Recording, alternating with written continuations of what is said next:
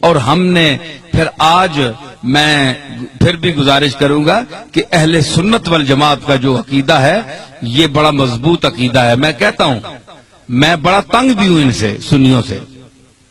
میں کھلا آدمی ہوں، میں کوئی ڈرتا نہیں ہوں کسی سے. زندگی موت اللہ کے ہاتھ ہے، اللہ کے ہاتھ ہے، کوئی نہیں مار سکتا. جب اس کا حکم ہوگا تو مریں گے، ہے جی. تو اس لیے ڈر کوئی نہیں ہے، صرف یہ ہے کہ مجھے ان سے گلہ بھی بڑا ہے کہ یہ سمجھتے ہیں کہ ہمارے مسلک کی ترجمانی کی جائے تو ہماری ساری ان باتوں کو مان لیا جائے جن کا ہمارے پاس ثبوت نہیں ہے اور ہم نے اپنی طرف سے گھڑ کر اس کو دین میں شامل کر لیا ہے. ان کو بھی مانو تب سنی ہو، یہ میں نہیں مانتا. ٹھیک ہے، چاہے بریلوی حضرات تنگ ہو، چاہے کوئی بھی تنگ ہو. کئی لوگ کہتے ہیں جناب تم اپنا مذہب بتاؤ کہ تم بریلوی ہو، دیوبندی ہو، شیعہ ہو، اہل قرآن ہو، تبلیغی ہو، کیا بلا ہو. بھائی کبھی بریلویوں کی تعریف کرتے ہو، کبھی ان کو دھر لیتے ہو، کبھی دیوبندیوں کی تعریف کرتے ہو، کبھی ان کو دھر لیتے ہو، کبھی شیعہ کی تعریف کرتے ہو، کبھی ان کو دھر لیتے ہو. تم یہ چکر کیا ہے؟ تم ہو کیا؟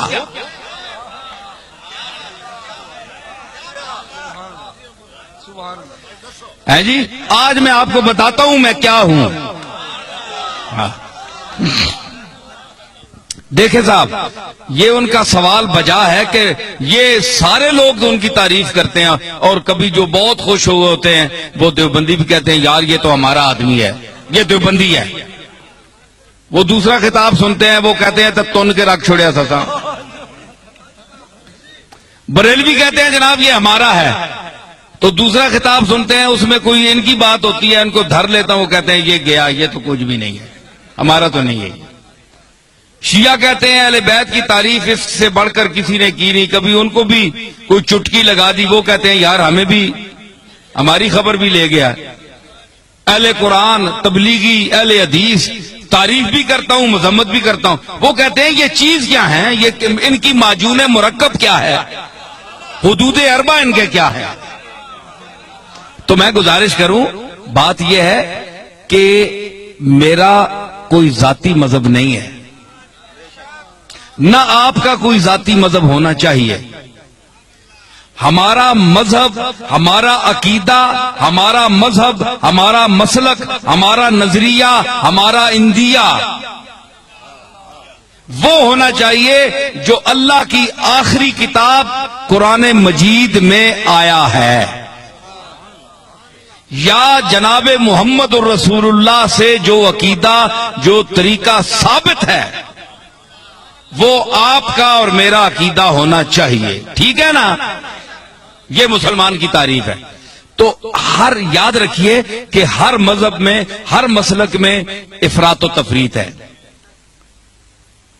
یا کوئی کسی بات میں گھٹ جاتا ہے، بہت دالیوں لے ونن تے بعض جگہ وہ اتنی شدت کرتے ہیں کہ حد سے بڑھ جاتے ہیں. میانہ روی، حضور نے فرمایا خیر الامور اوسطها، یہ آپ کا ایسا جملہ ہے کہ پوری کائنات کے ہر چیز پر اس کا اطلاق ہو سکتا ہے. پوری کائنات، ہر عمل، ہر نظریہ، ہر نقطہ، یہ سرکار مدینہ کا وہ ارشاد ہے. میں اس کی تعریف کروں کہ فرمایا کہ ہر چیز میں درمیانہ روی اختیار کرو، ہر چیز میں. آپ اس کو گھر جائیں، اپنے بال بچوں کے ساتھ، بیوی کے ساتھ، والدین کے ساتھ، محلے والوں کے ساتھ برتیں اور حضور کے اس ارشاد مقدس کو آپ ذہن میں رکھیں کہ ہر چیز میں میانہ روی، نہ حد سے بڑھو نہ حد سے نیچے ہو، درمیان میں چلو. وہ کسی نے کہا نا کہ عزیز اتنا ہی رکھو کہ جی بہل جائے، عزیز اتنا ہی رکھو کہ جی بہل جائے، اب اس قدر بھی نہ چاہو کہ دم نکل جائے. ہر چیز کا ایک طریقہ ہوتا ہے اعتدال، درمیانہ روی. تو حضرت پیر میر علی شاہ صاحب کا کو اللہ نے علماء عصر میں امتیاز کیوں عطا فرمایا، دیوبندیوں نے کیوں ان کو مانا، شیعہ نے کیوں مانا، رد مرزائیت میں جب میرے دادا وہاں تشریف لے گئے تو سب نے مسلمہ طور پر آپ کو مقتدا اپنا کیوں مانا۔ آج کون سا پیر ہے پاکستان میں کہ جس کو تمام مسالک کے علماء اور مشائخ اکٹھے ہو کر اپنا پیشوا مانے؟ کوئی ہے آپ کے سامنے آیا؟ نہیں آیا، اس لیے کہ وہ خود معتدل نہیں ہے، وہ پارٹی کا بن گیا ہے، پارٹی کا ہو کر رہ گیا ہے۔ اس نے کہا ہے کہ اگر میں شیعہ ہوں تو میں نے شیعہ کی حمایت کرنی ہے، چاہے شیعہ غلط ہے میں نے شیعہ کو ثابت کرنا ہے، دیوبندی ہے تو اس نے کہا میں نے دیوبندیوں کو ثابت کرنا ہے چاہے وہ غلط ہی کریں، بریلوی ہیں ان کو میں نے ثابت کرنا ہے چاہے غلط ہی کہیں، میں نے ان کی تائید کرنی ہے۔ پیر میر علی شاہ صاحب میں یہ خوبی تھی کہ اللہ نے ان کو علم وافر کے ساتھ عقل سلیم بھی عطا کی تھی، اور وہ میانہ روی اور اعتدال حضور کے اس ارشاد کو سامنے رکھتے ہوئے کہ خیر الامور اوسطھا، کہ ہر چیز میں میانہ روی اختیار کرو، حدوں نہ ودو تے حدوں لو بھی نہیں، تھلے بھی نہ ہو جو اے تکو نا اے ترکڑی تول لینا تولتے ہیں نا تے او جی وچ لوہا ہونا ہے اساں تکنا ہے دکاندار پہ یہ ایتھے بالکل جس لئے انجا آویں نا سدھا اس ویلے تولا جو برابر ہونا، انصاف ہے ترازو ہے جی۔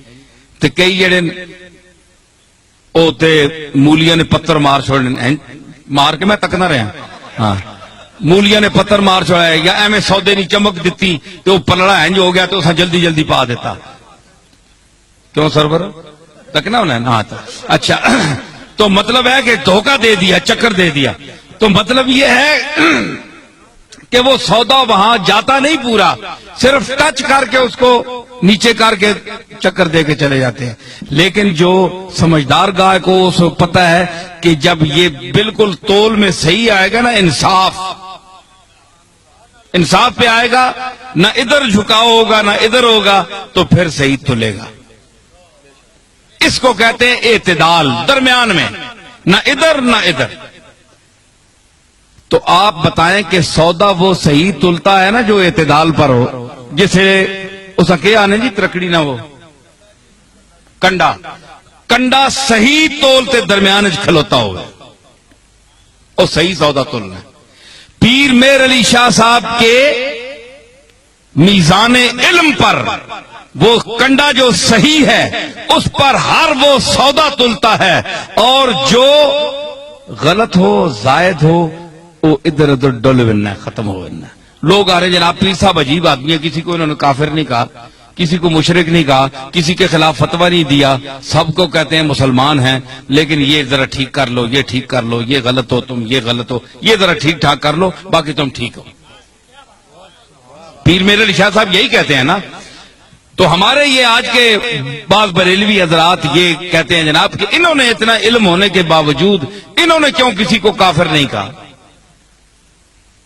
دیوبندیوں کو کافر کیوں نہیں کہا پیر میر علی شاہ نے، اتنا بڑا عالم ہے، اور دوسرے لوگوں کو کیوں نہیں کہا؟ بھائی کوئی کفر کی بات سامنے آئے تو کافر کہیں، ان کی تصانیف آپ پڑھیں تو یہ اتفاق کے ساتھ بالاتفاق یہ بات جو ہے یہ آپ ذہن میں رکھیں کہ چاہے بریلوی ہو، چاہے دیوبندی ہو، شیعہ ہو، کوئی بھی ہو، اگر اس کے دل میں اس کے زبان سے ایسا جملہ نکلتا ہے جو رسول اللہ صلی اللہ تعالی علیہ وسلم کی گستاخی پر مبنی ہے،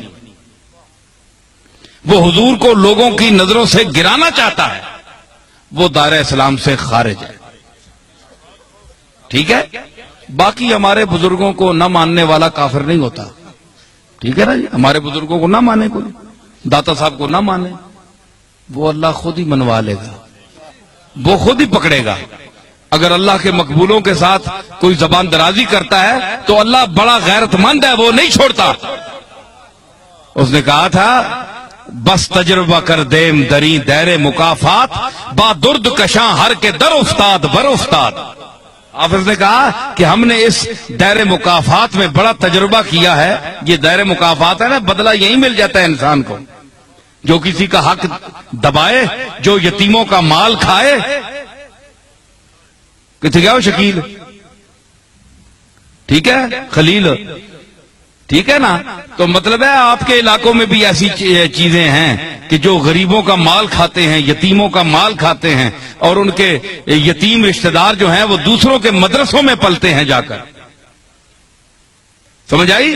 تو یہ فرمایا کہ وہ لوگ یاکلون فی بطونہم الا النار، وہ کھاتے ہیں اپنے پیٹوں میں انگارے، بھر رہے ہیں انگارے، آگ کے انگارے جو یتیم کا مال کھاتے ہیں.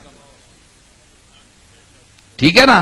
تو کہتے ہیں انہوں نے کیوں نہیں فتویٰ لگایا؟ بھائی فتویٰ انہوں کا دیکھیں، جو رسول اللہ کی گستاخی کرے گا، حضور کو کے متعلق، اور سب سے وہابیوں کے جو سربراہ ہیں، اپنا نہیں کیا نام ہے، ابن تیمیہ، وہ ان کے بھی جد اعلیٰ ہے. تو مطلب ہے عقیدے میں جد اعلیٰ ہے.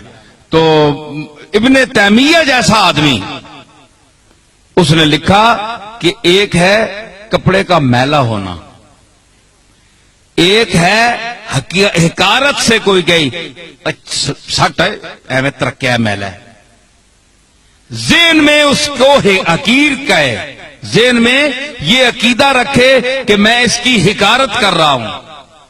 ایک یہ ہے کہ حضور علیہ الصلوۃ والسلام کی کملی جو ہے، آپ کا جبہ یا ہر وہ کپڑا جو آپ کے جسم اقدس سے مس ہوا، لگ گیا، ایک بار لگا یا کئی بار لگا، تو اس کو وہ شرف حاصل ہے کہ دنیا میں کسی چیز کو وہ شرف حاصل نہیں. ٹھیک ہے؟ تو اگر وہ میلا بھی ہو سکتا ہے نا، گرد و غبار تو پڑتی ہے، وقت کا گزرنا اس کو گل جاتا ہے، پرانا ہو جاتا ہے.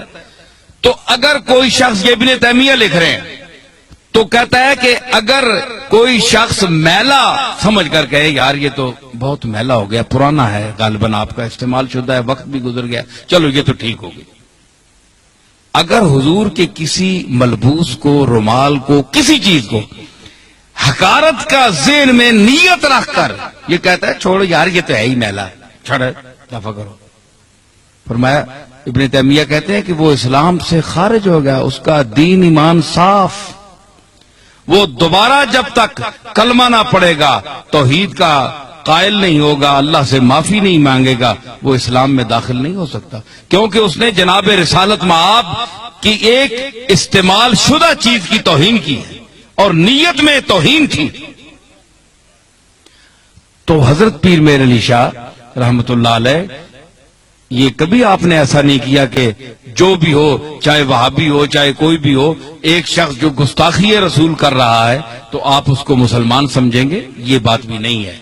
لیکن یہ چھوٹے موٹے مسئلوں پر جو موریں اٹھی ہوئی ہیں جناب، یہ بھی کسی نے کیا، کوئی 11ویں کو نہیں مانتا جی وہ بھی کافر ہے، کوئی فلانی چیز کو نہیں مانتا وہ بھی کافر ہے، جو اذان کے پہلے الصلاۃ والسلام یا رسول اللہ نہیں پڑھتے یا اس کو منع کرتے ہیں وہ بھی کافر ہے. یہ کوئی بات نہیں ہے،